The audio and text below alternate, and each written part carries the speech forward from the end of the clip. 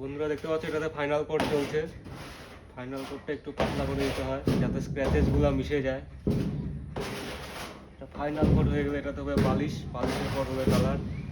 এটা একটি নতুন শোকেস। তো এইভাবে ফাইনাল কোট দেওয়া হয়।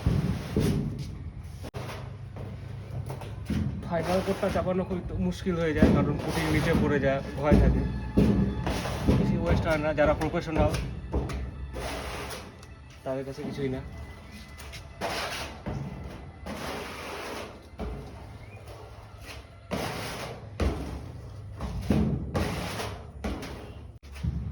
তো এরকম ভিডিও প্রতিদিনই আপনাদের কাছে আপলোড করতে থাকবে। এখন কয়েকদিন একটু মোবাইল প্রবলেম হয়ে গেছিলো, তাই জন্য ভিডিও থাকতে পারিনি।